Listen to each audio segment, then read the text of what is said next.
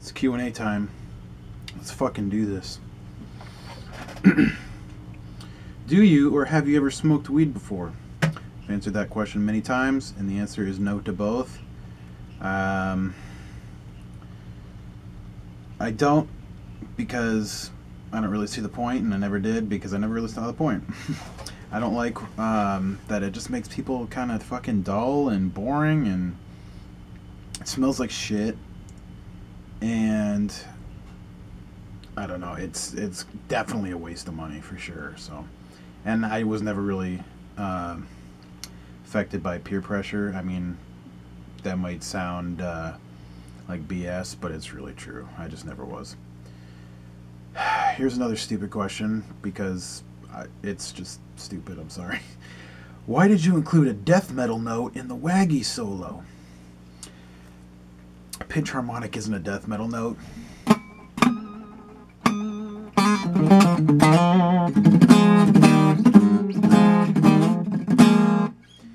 It's a pinch harmonic. You hear them all the time. Bands do them all the time. I like doing them, and that's why I wanted to do it. Sometimes I do them without even realizing that I'm going to do them because I'm just so used to it. It's kind of hard to do on an acoustic. Yeah, but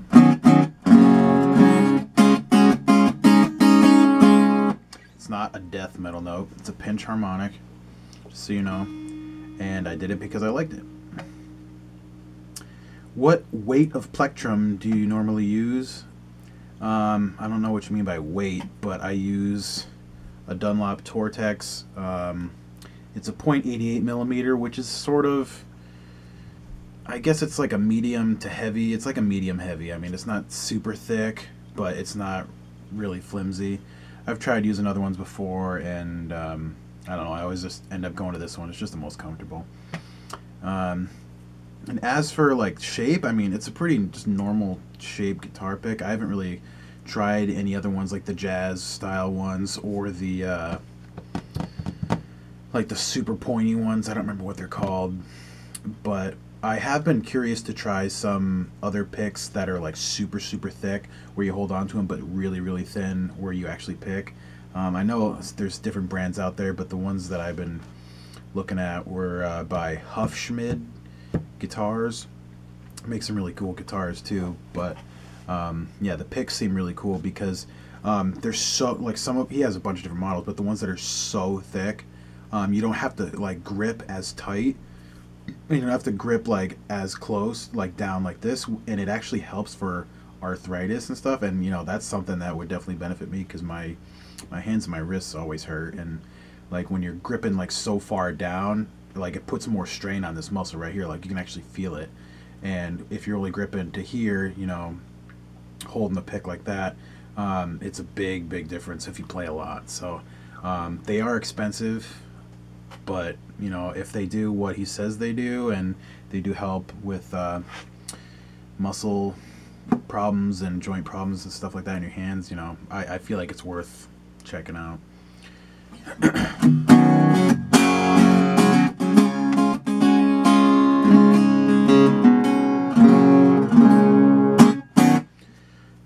This is a pretty good question. How much do you think your ES335 would cost today? Well, it's an 86, so it's almost 30 years old, but I've also made a lot of changes to it. In my opinion, they are much better upgrades, but I don't necessarily think that anyone would pay what I'd expect to get for it. If I was going to put it on the market, I'd like to get at least $3,000 from it, but I don't think I would personally. I mean, I upgraded the tuners. There's locking tuners. There's a bone nut on it, which is a big upgrade. There's a complete refret on it, a complete fretboard leveling, which cost me like $300 something, almost $400. The pickups alone cost another $300. All the electronics are new. But if, I mean, I still have all the original parts. If I really, really needed to sell it, I probably wouldn't take it apart just because it's such a fucking pain in the ass to do so. But I'd sell it with the original parts if the person who bought it wanted to do that. And I don't know, maybe I could get somewhere between 2 and 2.5 grand, maybe. I mean, if it was a lot older than that, if it was like a 70s or 60s, then yeah, I could definitely get more because it's more vintage. It's in really good condition for the most part. I mean, there's definitely some antiquing to it, and I don't know, I'd really have to find the right buyer. I mean, it sounds and plays fucking incredible now. Like, I really didn't like it when I first got it because it was so worn down, and I don't know, I really didn't think I was gonna be into it, but I play it a lot more now after I got all that work done. My luthier is a freaking magician.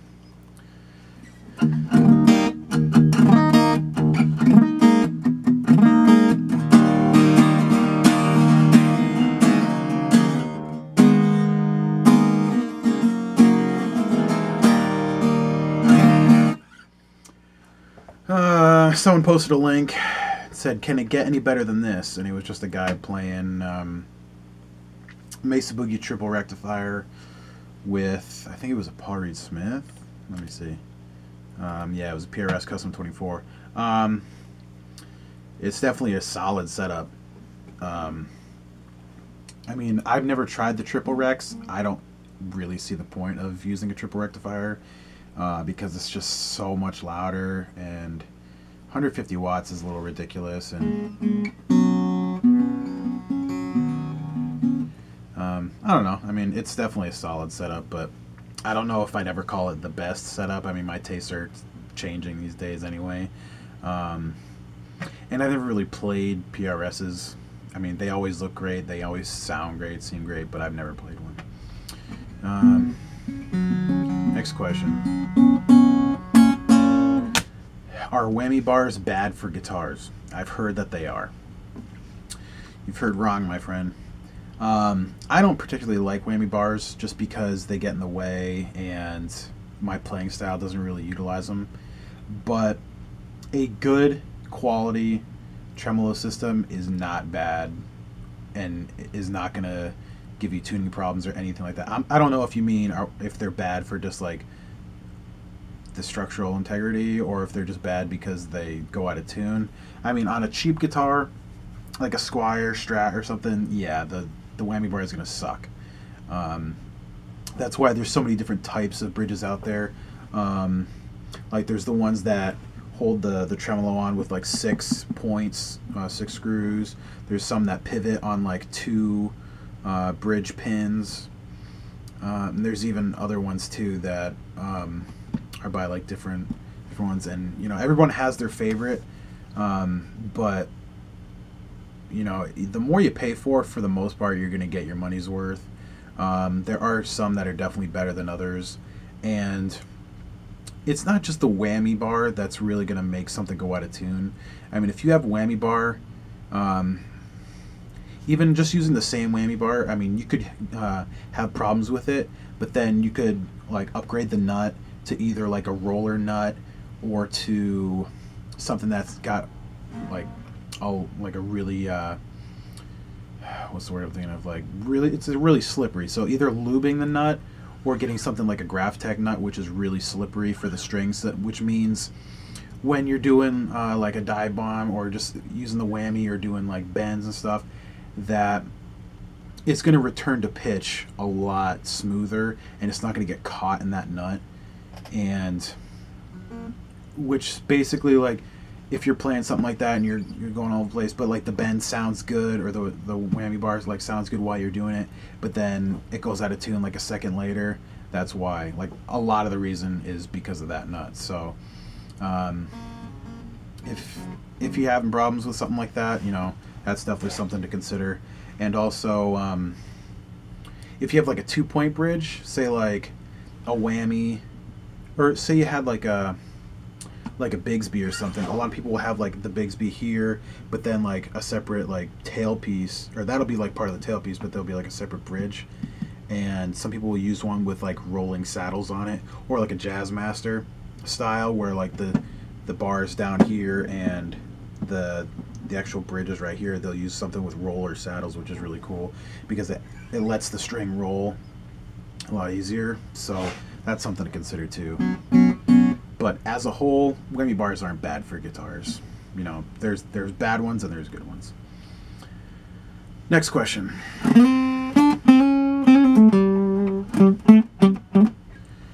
Ever attempt to really get into the Pixies, Sonic Youth, or any bands similar to those? I feel like maybe if I was a bit older, I'd get into them. But, you know, I feel like they were kind of past my time. And even when I was growing up for a long time, I didn't really listen to the radio or anything like that. So I didn't really have a lot of exposure early on.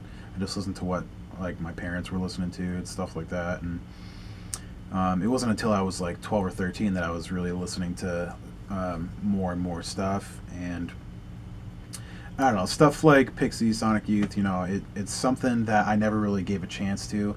I don't really know them at all. But I mean, you know, it's something that I could enjoy. I may not. I don't know. So, I mean, maybe it's something I could check out someday. Let's see. Can you play pop punk and drop X tuning? You're not funny. Do I like Coldplay? I fucking hate Coldplay. Fucking hate them. The first song I ever heard, I don't remember what it was. I think it was something like Clocks or something like that. I didn't think was that bad. But the more and more I heard Chris Martin singing, the more I wanted to punch him in the face. So, I don't like him. Next question. If you could be any superhero, which one would you want to be?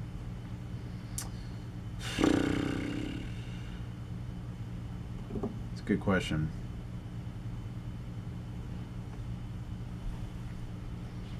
I mean, I'd probably want someone with actual powers, not someone that, like, can actually just, like, does stuff with, like, gadgets and stuff like Batman or Iron Man, you know. I mean, Iron Man's super smart, and, I mean, that's a bit different from Batman just buying all his shit, but I don't know.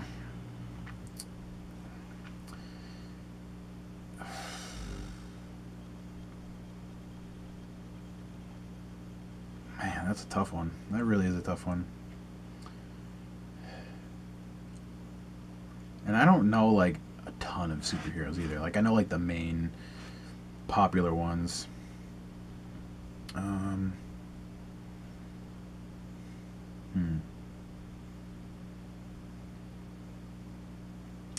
I guess I'd go with, like, Superman just because he's fucking great at a lot of different things.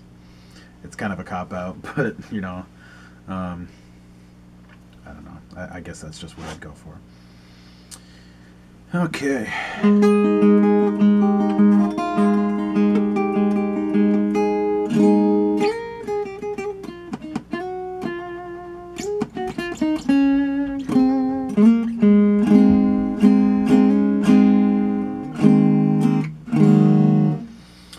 What are my thoughts on Squire Strats for beginners?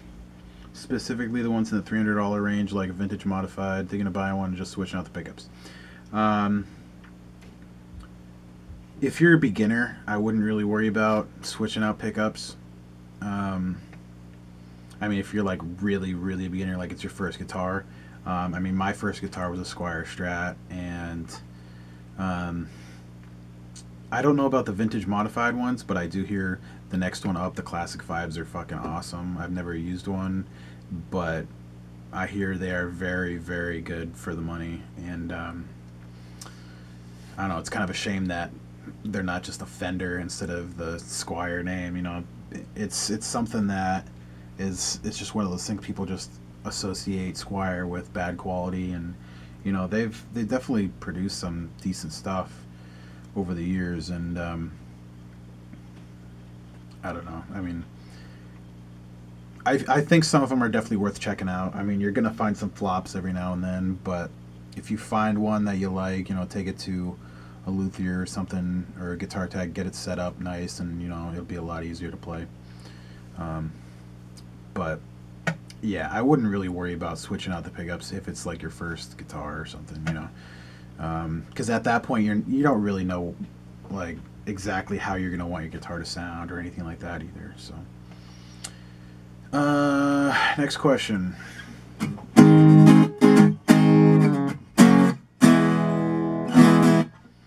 How long till we can purchase a copy of that EP? Superstoked Bruh.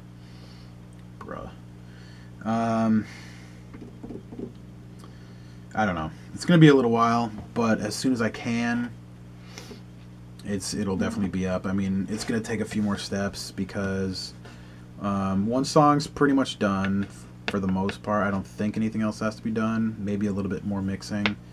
The second song, I'm having 2 people do guest spots on it. I did like the whole song, and it's actually this one, like the one that I've shown before.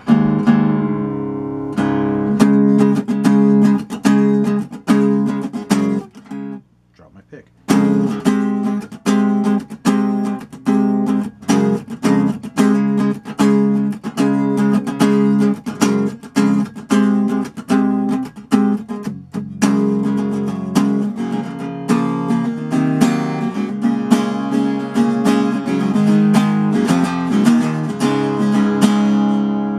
So it's that song, if you've seen it on my page or anything like that. But I did like all the rhythm, and I did a couple leads on the song, but I'm having the other 2 guys write some other leads. One of them's going to be doing, hopefully, like a chorus riff and maybe like a verse, like melodies, stuff like that. And then the other guy's going to be doing like a solo in like the end of the song. So we'll kind of see where it goes. The lead part I wrote for one of the parts is actually pretty cool. It's like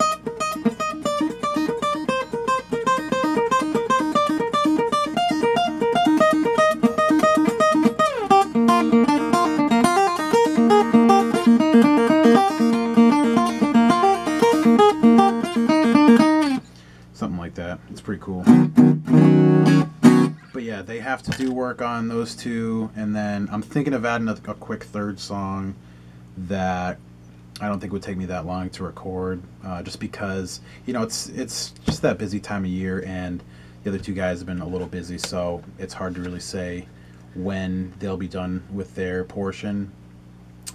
And I'm thinking of doing like a small physical copy like production, maybe like 50 to 100 copies or something. We'll see. It's definitely not something I'm going to do a lot of, just because I feel like it'd be better to do more copies for when I do like a fuller release, like 10 songs or something, just because I get more of my money's worth. And I don't know, if I put 3 songs on it, I'll probably sell a physical copy for maybe like $5 just to help pay for that, because I mean it's gonna cost money. It's cost me money to pay the guy to help me mix it and all that stuff, and then paying to get it pressed and everything is gonna cost money too. So so yeah, I don't know. It's just a to be determined type of thing right now, unfortunately. Do you think guitar gear has to be expensive to be good? No. This thing cost me like $250, and it plays and sounds great.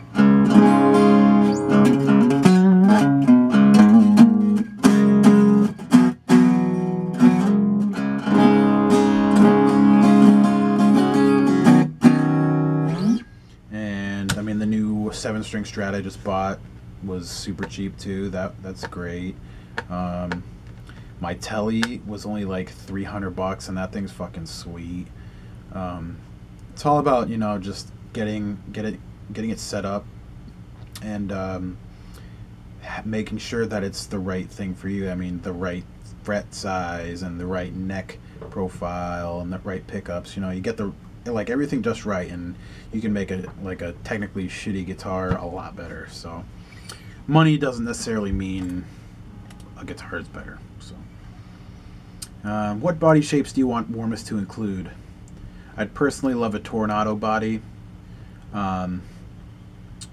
It is Fender after all. Yeah, I mean, It'd be cool if they did a Tornado, but I don't know if they don't do it just because it's a model they don't do anymore. Maybe that's because they don't do like a few different models. Um, I don't know. I mean, I really wish I jumped on the bandwagon before they got rid of the Gibson stuff.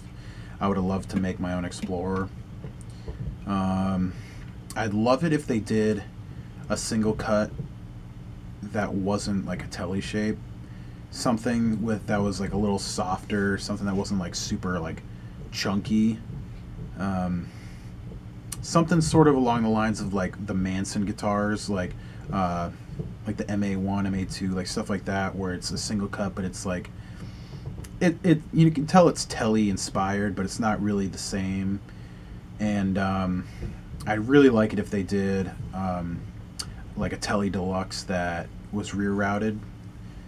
That'd be nice. Other than that, that's pretty much all I can really think of. And I wish they had cooler 7-string styles. I mean, not that I would probably ever make one, but I just feel like they offer like 1 or 2 7-string guitars, and they're pretty ugly. What phone do I have? I don't know why people ask me that. Who cares what phone I have? I have a Galaxy S3. It's nothing great. It's not new or anything. It's just a phone. What is your favorite tattoo of mine? Probably the one of Chrono right here. I'm not going to take my shirt off, but you've probably seen it in multiple videos and stuff. It's just a portrait of Chrono on the back of my arm. It's really cool. I don't think I'll ever regret getting that one. It's just awesome. Any tips for a good audio interface? I have the Scarlett 2i2 from Focusrite.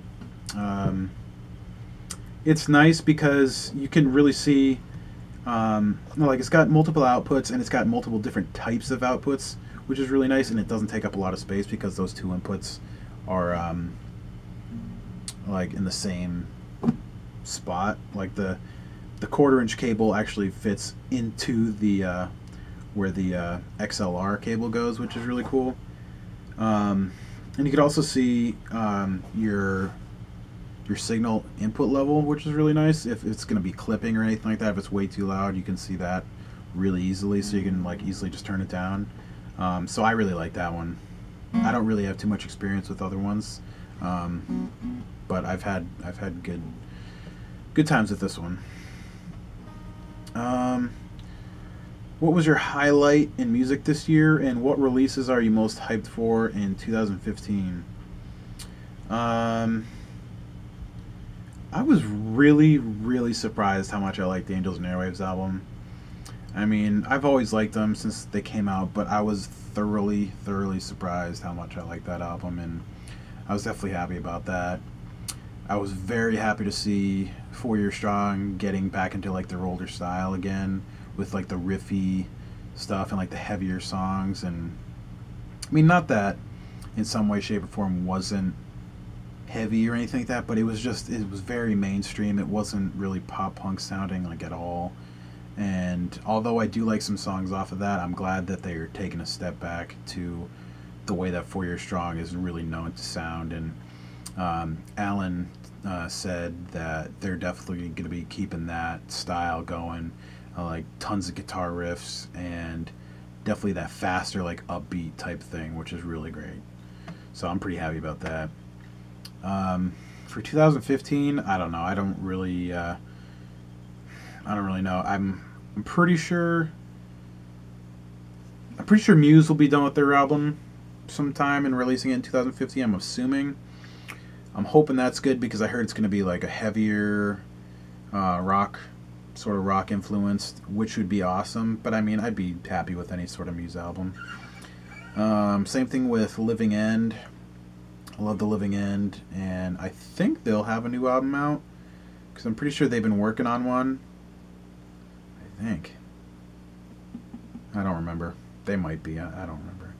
I'm going to be honest. I would not be surprised if the Blink album doesn't come out next year. I would not be surprised at all. And frankly, if it does or doesn't, I don't really care.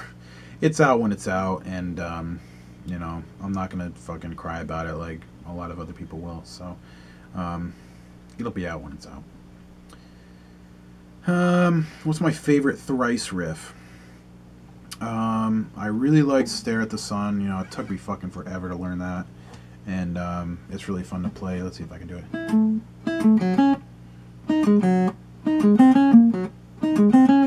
How the fuck does that go?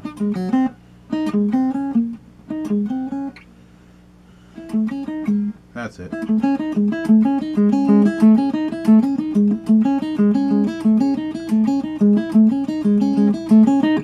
And then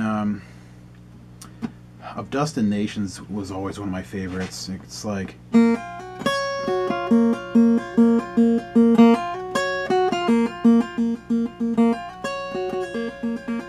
something like that, which is pretty cool. And then like the bridge has like a really cool guitar part that's similar to that, but he's doing like slides, but like higher up. I don't know how he does it. But yeah, those ones definitely come to mind.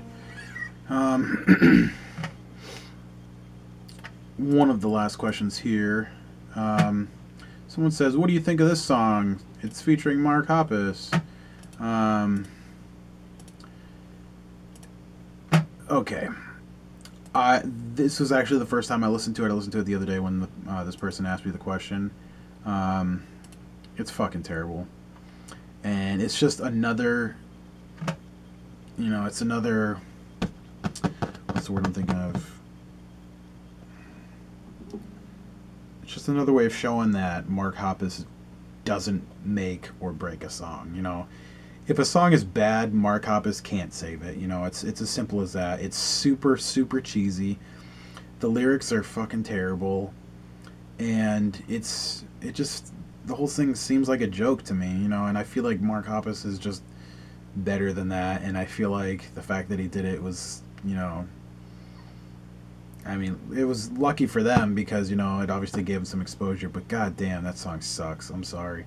It's not good. If you like it, you know,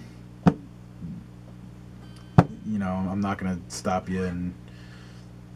But man, I don't like it, and it was painful to listen to it.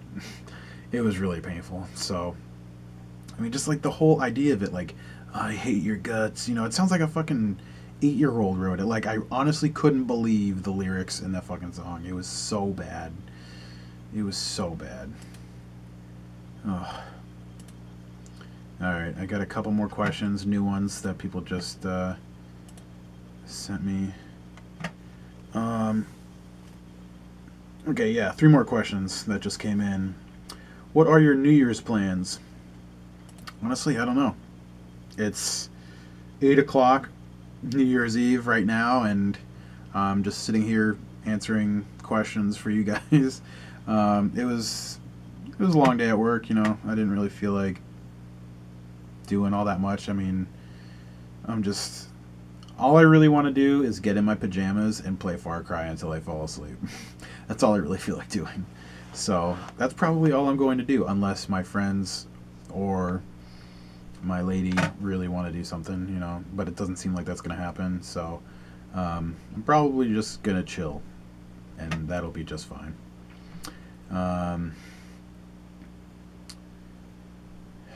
If you had the opportunity to play second guitars for Blink, let's say that they needed one for a world tour that kicks off in a day, would you hop in? Who wouldn't? That'd be fucking sweet. You know, I think I could do it. I mean, I would definitely need help. I mean, I wouldn't need help really learning the songs. I wouldn't really have any trouble with like the crowds or anything like that. You know, I'd be okay with that. But I would probably need some help with just understanding like the whole like tour setup and like gear setups and like everything like that, just making sure everything was just set and everything like that. Like, I've never really done anything like that, like touring, or, you know, I mean, I've done some shows in front of people, but I mean, they weren't like live shows. They were just like a song here, a song there, just for like a talent show or something like that. So, I mean, I would definitely need some help, and I don't know. I would absolutely do it, and I'd tell my job to go fuck themselves.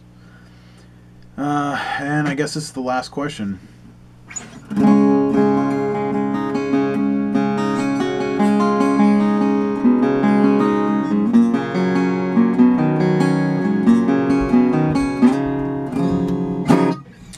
would your next Gibson be?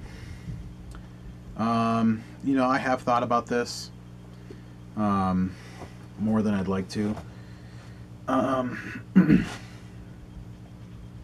My tax return is going to be coming in a couple months, like a month, 2 months, and I really don't want to spend it all on a fucking guitar. And as you guys know, I buy a lot of guitars because I can't help myself.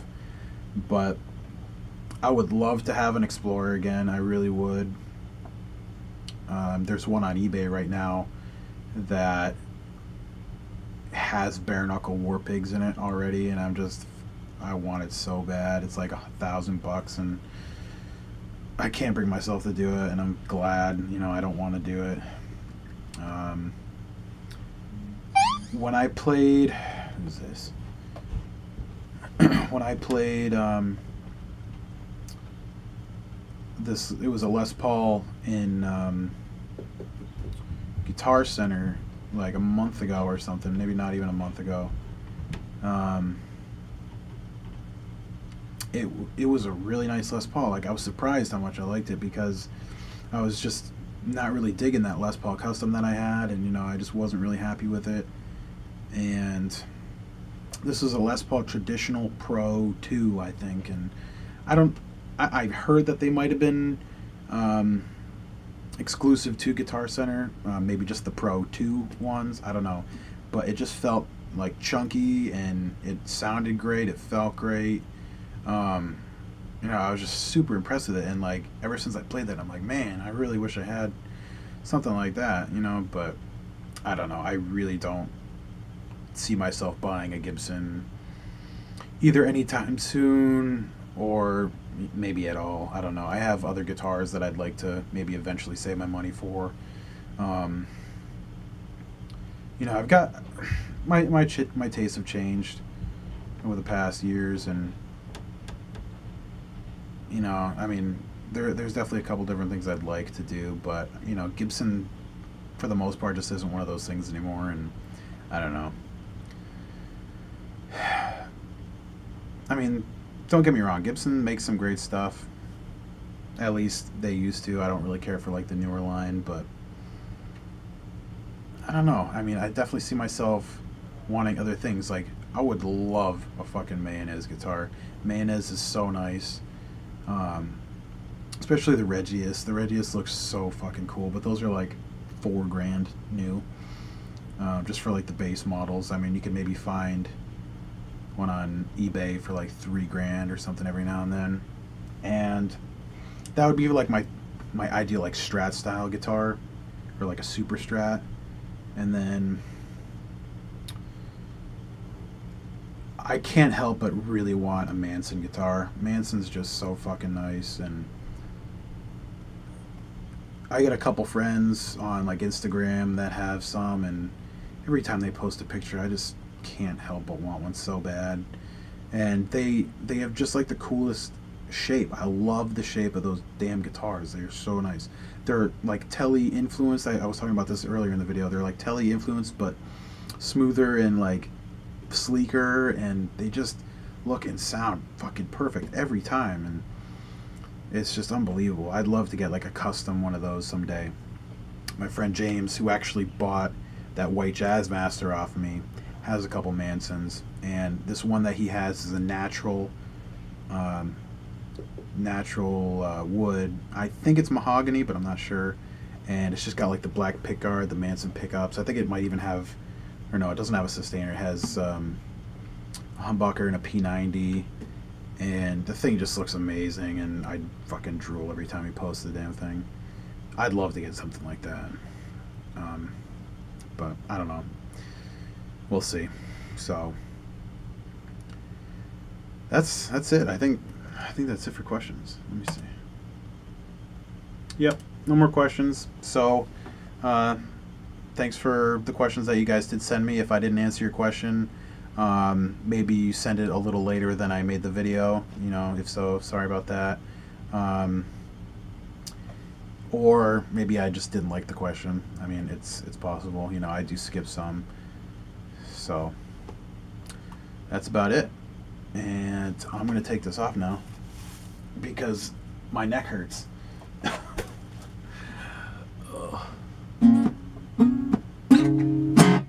See ya.